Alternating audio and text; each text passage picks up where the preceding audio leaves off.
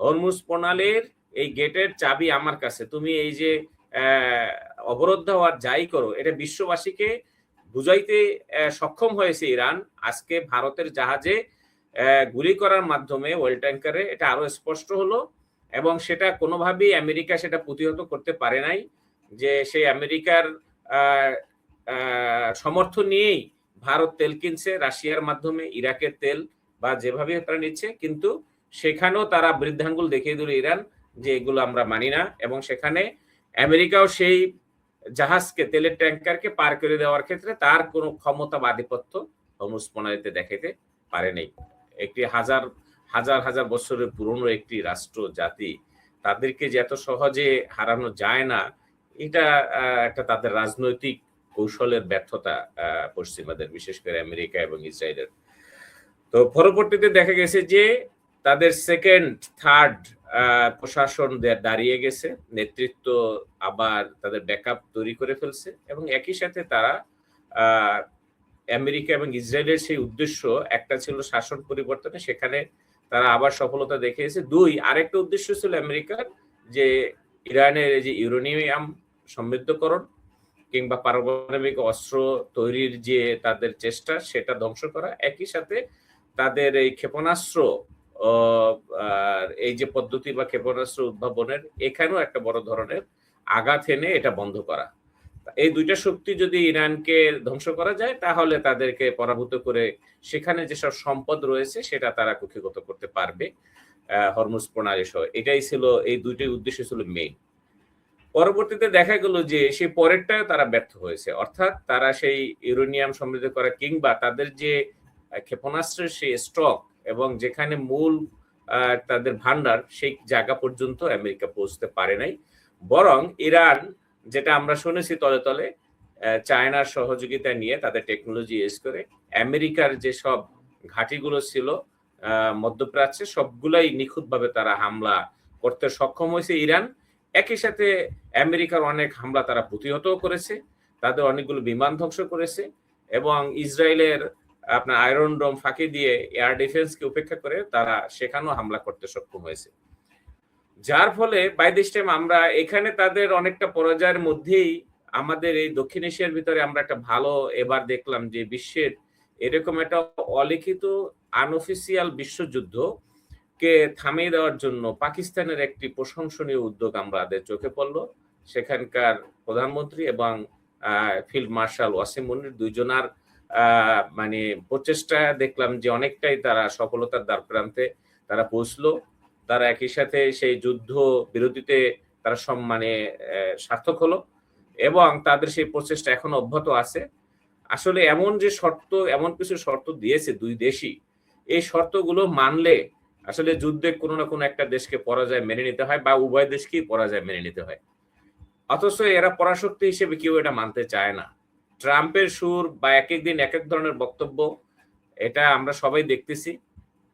সব মিলে যুদ্ধটা, আসলে যুদ্ধ তো থামে নাই, যুদ্ধটা তো একটি 15 দিনের জন্য বিরতি দেওয়া হয়েছে, এবং বাই দিস টাইম এই সেই যুদ্ধে পাকিস্তান মধ্যস্থতায় তাদের মধ্যপ্রাচ্যের দৌড়ঝাঁপ, সৌদি আরব সফর, কাতার এবং তেহরান সফর, তুরস্ক সফর তাদের চলমান আছে। এবং এর মধ্যে হরমুজ প্রণালী বারবার খুলছে, বন্ধ করছে, খুলছে, বসে। কারণ এই যুদ্ধ বিরতির মধ্যে হঠাৎ করে আমেরিকা আবার তারা কি বললো, তারা অবরোধ দেওয়ার এই পদ্ধতিতে গেল। এই অবরোধ দিতে গিয়ে ইরানও আবার তার খেলা দেখাচ্ছে, সে একবার খুলে দিচ্ছে আবার বন্ধ করছে। এটা সে বুঝাইতে চাচ্ছে এটার দরজার চাবি আমার কাছে, হরমুজ প্রণালীর এই গেটের চাবি আমার কাছে, তুমি এই যে অবরোধ হওয়ার যাই করো, এটা বিশ্ববাসীকে বুঝাইতে সক্ষম হয়েছে ইরান।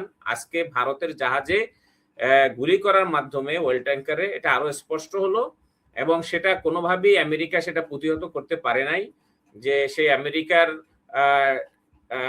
সমর্থন নিয়েই ভারত তেল কিনছে রাশিয়ার মাধ্যমে, ইরাকের তেল বা যেভাবে তারা নিচ্ছে, কিন্তু সেখানেও তারা বৃদ্ধাঙ্গুল দেখিয়ে দিল ইরান যে এগুলো আমরা মানি না। এবং সেখানে আমেরিকাও সেই জাহাজকে, তেলের ট্যাঙ্কারকে পার করে দেওয়ার ক্ষেত্রে তার কোনো ক্ষমতা বা আধিপত্য হরমুজ প্রণালীতে দেখাইতে পারে নাই। একই সাথে সাথে যখন যুদ্ধ বিরতি শুরু হয়েছিল, তখন যেমন তেলের দাম মানে মুহূর্তের ভিতরে $15 পার ব্যারেল কমে গিয়েছিল, একই সাথে আবার এখন সেই তেলের দাম আবার বেড়ে যাচ্ছে। এবং বাংলাদেশ যে আমার নিজের দেশের কথায় আসি, এই যে বাংলাদেশ এরকম একটা সিচুয়েশনে পড়ার কারণে যখনই যুদ্ধবিরতি হয়েছিল, বাংলাদেশের সাধারণ মানুষ সহ সরকারের যারা কর্তা ব্যক্তি আছে তাদেরও একটু মানে বুকে পানি আসছিল, তাদেরও একটু চিন্তার ভাঁজ কমেছিল যে যাক আমরা এবার বোধহয় তেল পেতে যাচ্ছি। সেইখানেও এখন আবার অনিশ্চয়তা এসে গেছে যে যুদ্ধ আদৌ 15 দিনের মাথায় কি স্থায়ীভাবে থামছে নাকি থামছে না, এটা এখন দিলেন আরোর মতো পরিষ্কার।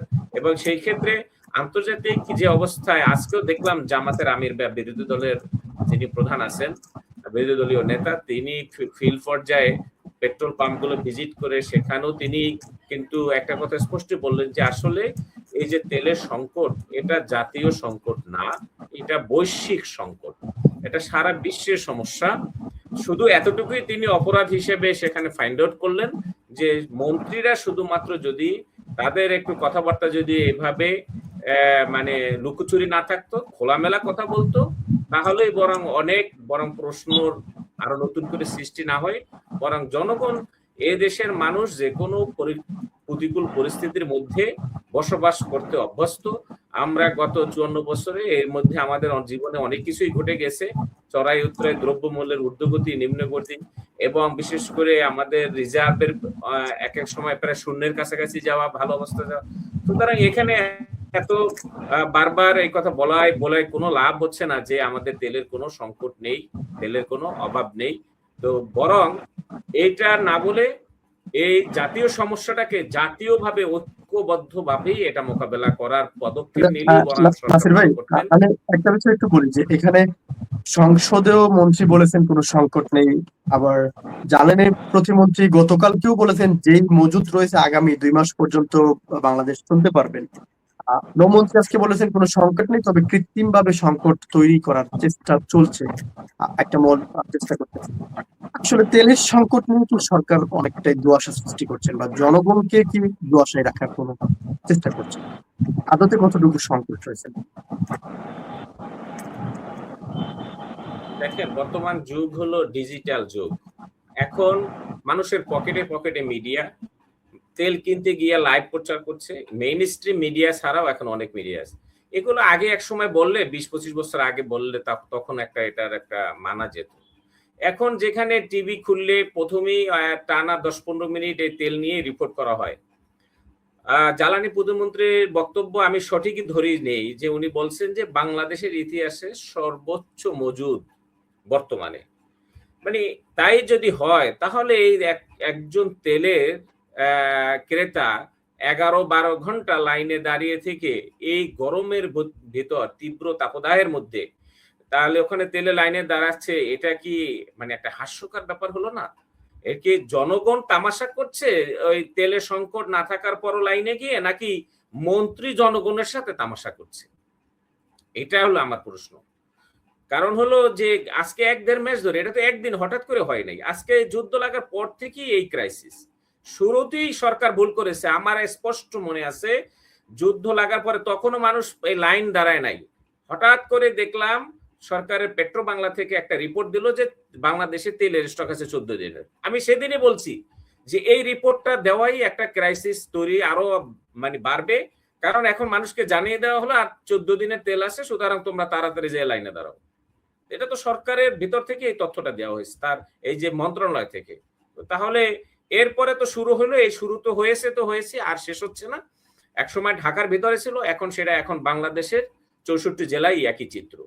তো সুতরাং তেলের সংকট নাই। আমি একটা পরিসংখ্যান কালকে দেখেছি, খুলনা বিভাগের একটা পরিসংখ্যান। খুলনা বিভাগে গত মার্চ, এই যে 2025 সালের মার্চ মাস আর 2026 সালের মার্চ মাস, 2 মাসের তেলের একটা পরিসংখ্যান দেওয়া হলো।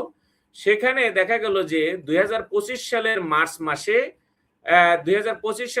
মাসে ডিজেলের মানে সরকার পক্ষ থেকে যে পেট্রো বাংলার যে 4টা কোম্পানি, পদ্মা মেঘনা যমুনার যে কোম্পানিগুলো, তারা যে বিক্রি করেছে সেটার পরিমাণ ছিল প্রায় 1.25 কোটি লিটার এক মাস। আর ঠিক একই মাসে অর্থাৎ 2026 সালের মার্চ মাসে এই তেল উত্তোলন, পাম্পগুলোর তেল উত্তোলনের পরিমাণ ছিল 48 লক্ষ লিটার। এখন আপনি বলেন গত বছর তো কোনো ক্রাইসিস ছিল না, মানুষ তখন ইচ্ছা করে স্টকও করে নাই, স্বাভাবিক প্রক্রিয়ার মধ্যেই ছিল। তখন 1 কোটি লিটার উপরে তেল বিক্রি করছে সরকার পাম মালিকদের কাছে। একই মাসে 26 সালে 48 লক্ষ, অর্ধেকেরও কম তেল বিক্রি করলো। তাহলে তেল যদি মানুষ স্টক করে, যদি এই পরিসংখ্যান পাওয়া যেত যে গত বছর মার্চ মাসে যা বিক্রি করছিল সরকার তেল, তার চেয়ে এই মার্চে অর্থাৎ 26-এর মার্চে তেলের বিক্রির পরিমাণ বেশি। সুতরাং এটা কনজাম্পশন বাড়ে নাই, এটা আর্টিফিশিয়ালি এটাকে মানে ক্রাইসিস তৈরি করার জন্যই স্টক করা হচ্ছে। তো এটা যদি কারণ, সুতরাং এটা এই যে মন্ত্রী বা সরকারের যে বক্তব্য, এটা একদমই সঠিক না। আমি নিজেও কম বেশি এটার সাথে জড়িত আছি। আমি কালকে একজন পাম্প মালিকের সাথে কথা বলছি নরসিংদী, উনি বলল যে আমার এই পাম্পে, তার 3টা পাম্প, বললো যে আমার প্রতিদিন 3 গাড়ি তেল লাগে, সরকার দেয় সেখানে 1 গাড়ি, 9000 লিটার 3 পাম্পে ভাগ করে 3000 করে। তো আমাকে যেখানে যদি এখন 1 লক্ষ লিটারও দিত তাও মনে হয় বিক্রি করা যেত, তো সেখানে দেওয়া হচ্ছে মাত্র 3000 লিটার। তা দিয়ে 7 থেকে 8 ঘন্টার বেশি চলে না, তাও আবার মানে মানে রেশনিং করে দিতে হয়, কম পরিমাণে দিতে হয়। তো এই যদি অবস্থা হয়, সেখানে আবার মানুষ স্টক করবে। আর তেলের দাম এখন তো অনেকে 50 টাকা 60 টাকা লিটার বেশি দিয়ে কিনতে হয়, এত বেশি দাম দিয়ে স্টক করে কি লাভ হবে? কারণ সরকার তেলের দাম বাড়াইলে 50-60 টাকাই না হয় লিটারে বাড়াবে, তার বেশি তো বাড়াবে না। সুতরাং এটার কোনো যুক্তি নাই। আর একই সাথে এই যে আমি আরো একটু এক লাইন বলে শেষ করি, বাংলাদেশের রিফাইনারি, ইস্টার্ন রিফাইনারিটা, এটা সেই 1963 সালে পাকিস্তান সরকার প্রতিষ্ঠিত, 68-তে সেটা চালু হয়। তারপরে বাংলাদেশে দ্বিতীয় আরেকটা রিফাইনারি করা কিংবা স্টক বাড়ানোর ব্যাপারে কিংবা 3 মাস বয়সে একটা দেশের ফুসফুসের 2টা অংশ, একটা হলো অর্থ বা ব্যাংকিং সেক্টর, আর একটা হলো জ্বালানি সেক্টর। এই দুইটা অঙ্গ নিয়ে হলো একটা দেশের রাষ্ট্র চলে।